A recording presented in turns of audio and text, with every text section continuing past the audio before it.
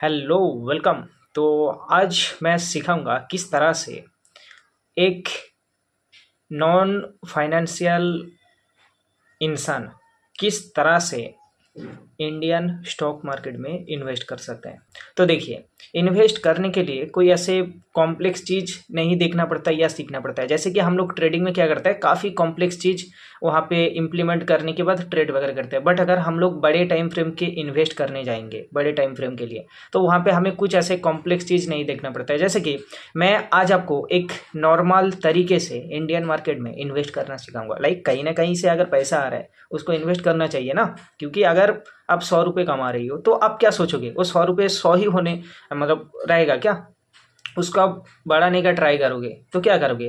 काफ़ी सारे जरिया है। लाइक आप म्यूचुअल फंड पे लगा सकते हो, या और भी कई सारे तरीके हैं। क्रिप्टो में लगा सकते हो, गोल्ड में लगा सकते हो, इंडियन मार्केट में लगा सकते हो, कई सारे तरीका है। बट मैं आज इस वाले वीडियो के अंदर दिखाऊंगा किस तरह से आप लोग इंडियन मार्केट में इन्वेस्ट कर सकते हो। स्टार्टिंग में मैं थोड़ा थ्योरेटिकली बता देता हूँ कि किस तरह से हम लोग करने जाएंगे। लाइक यहाँ पे मैं आपको बता रहा हूँ, कोई टेक्निकल एनालिसिस हम यहाँ पे नहीं करेंगे। हम यहाँ पे ये जो इंडियन मार्केट में इन्वेस्ट करेंगे, इंडियन मार्केट को देखने का एक रेफरेंस जो वॉलीटिलिटी चार्ट होता है, जैसे कि इंडिया विक्स, उसके बेसिस पे हम लोग क्या मेजर करते हैं ना, मार्केट का सेंटिमेंट किस तरह से, लाइक एग्रेसिव बाइंग आ रहा है या एग्रेसिव सेलिंग, उसके मदद से हम लोग मेजर करते हैं। तो इसके मदद से आपको मैं दिखाऊंगा किस तरह से हम लोग दोनों चार्ट को कंपेयर करके इन्वेस्ट कर सकते हैं। तो चलिए, चार्ट में जाके आपको मैं एकदम डिटेल्स में एक्सप्लेन करके भी बताऊंगा और प्रैक्टिकली भी बता दूंगा। तो चलिए, तो अभी देखो, मैंने निफ्टी का चार्ट ओपन करके रखा और यहाँ पे इंडिया विक्स का चार्ट ओपन करके रखा।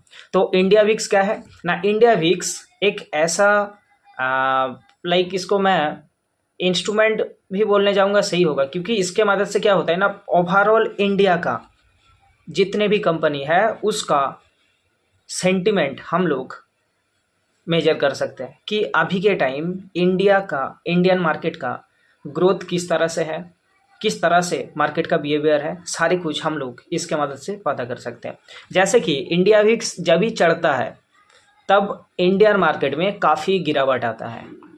जब ऐसे चढ़ा था, देखना, ये 2019 से लेकर 20 का एक मोमेंटम था। उसके बाद जब मार्केट ऐसे मोमेंटम करके गिरा ना, ये जो गिरता है इंडियन मार्केट चढ़ता है, मतलब इसका ऑपोजिट मोमेंटम करता है इंडियन मार्केट। जैसे इंडियन जितने भी इंडेक्स है, निफ्टी 50, बैंक निफ्टी, बैंक एक, सेंसेक्स, जितने भी हैं, सारे कुछ ऑपोजिट डायरेक्शन पे मोमेंटम करता है। तो जब भी इंडिया विक्स चढ़ता है इंडिया मार्केट गिरता है, जब इंडिया विक्स गिरता है इंडियन मार्केट चढ़ता है।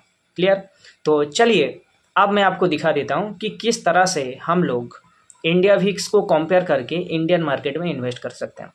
तो यहाँ पे देखिए, मैं आपको थोड़ा पीछे जाके बता देता हूँ 2020 से, क्योंकि 2020 से अगर मैं आपको दिखाऊंगा ना, ज़्यादा क्लियरिटी मिलेगा।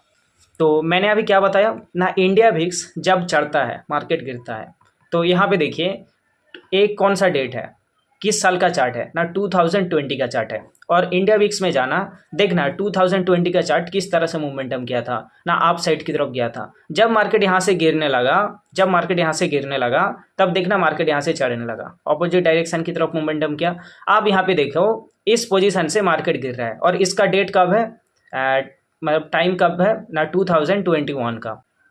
2021 का अक्टूबर मंथ से मार्केट गिरा था, तो यहाँ पे चढ़ना चाहिए था। 2001 अक्टूबर मंथ है ना, 2021 अक्टूबर मंथ। यहाँ पे देखिए, जनवरी, सितंबर, अक्टूबर, यहाँ पे देखिए मार्केट चढ़ने लगा ना, मार्केट चढ़ने लगा। यहाँ पे देखना मार्केट इस पोजीशन से गिरने लगा फरवरी से, 2022 से।